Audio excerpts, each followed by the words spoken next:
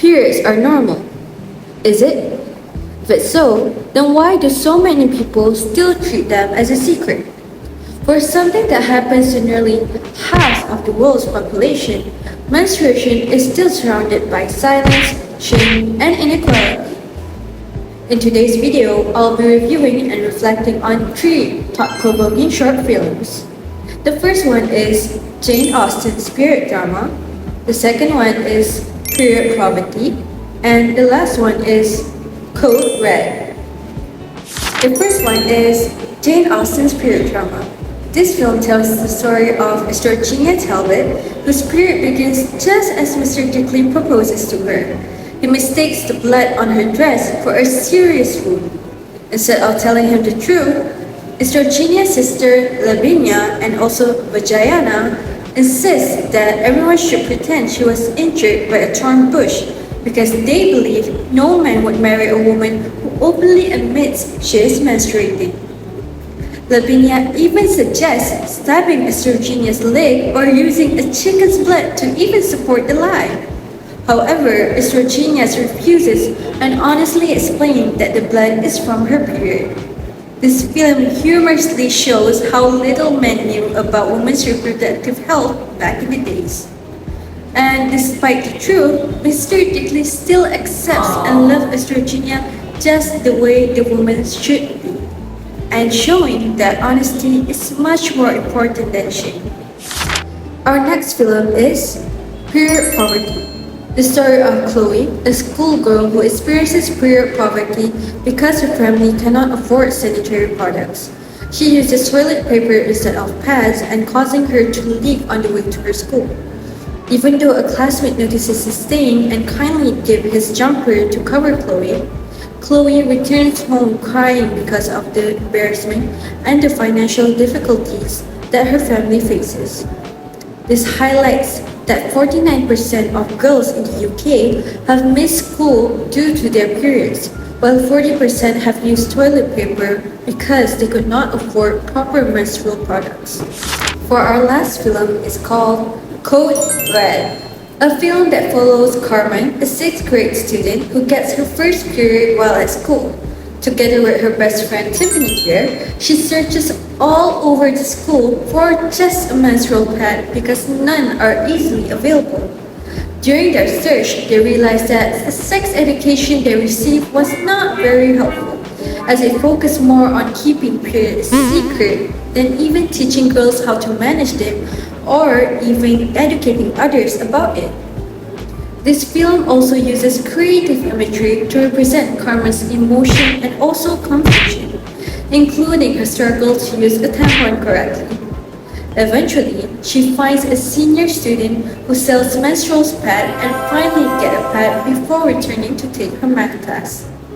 This film ends by reminding viewers that finding a pad should not be so difficult and discreet, and it also encourages people to stop whispering about period poverty and start talking about it openly and loudly in order to educate others that telling menstruation is actually not something to be ashamed of. So, how has this film changed your understanding of menstruation and menstrual stigma? Watching all of these 3 short films gives me a broader understanding of menstruation and also menstrual stigma from different perspectives. In Jane Austen's period drama, I learned that menstrual stigma has existed for centuries, as Georgina's family believed it was better to pretend her period blood come from a wound than admit she was menstruating. This showed how deeply shame surrounding periods was rooted in society. However, in Period Poverty, Chloe's story opened my eyes to the financial struggles many girls face when they cannot afford menstrual products, causing them to experience anxiety, humiliation, and even miss school. Meanwhile, Code Red highlighted how difficult it can be for girls who has their first time to access period products at school and how limited sex education often encourages girls to keep their periods a secret instead of teaching them how to manage them confidently.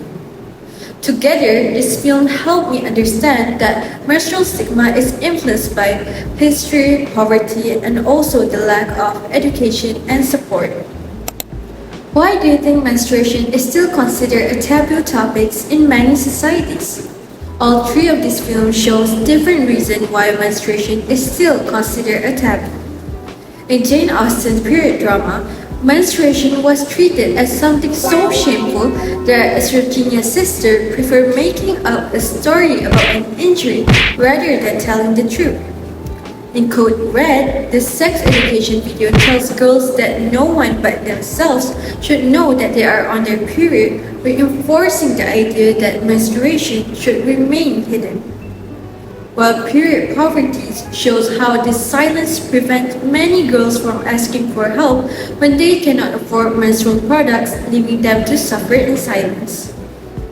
These films demonstrate that cultural beliefs, embarrassment, and the lack of open conversation have allowed menstrual stigma to continue further. What role can young people like us play in promoting menstrual health awareness? These three films shows that young people can play a major role in creating change. Code Red demonstrates how friends can support one another during difficult situations, as Stephanie helped Carmen search for a pet instead of making fun of her. In Period Poverty, the boy kindly gives Chloe his jumper to cover the bloodstain on her clothes, showing that empathy and support from others can make a big difference.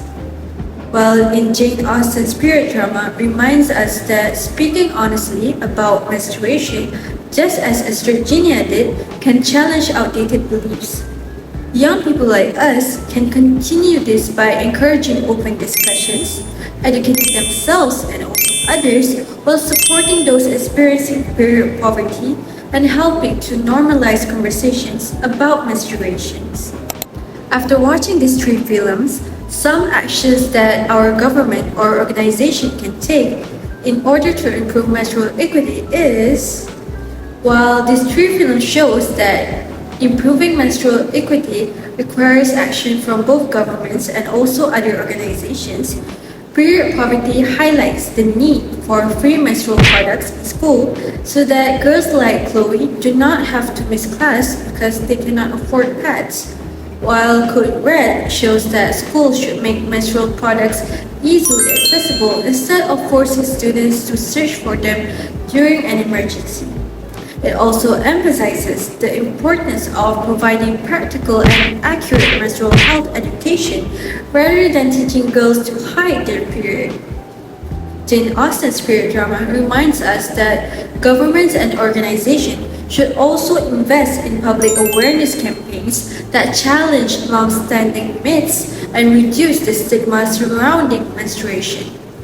I believe that by improving education, increasing access to menstrual products, and encouraging open discussions, society like us nowadays can ensure that everyone is able to manage menstruation with confidence and also dignity. Before I end this video, I'd like to leave you with one final message. Menstrual health is for everyone and it is everyone's responsibility.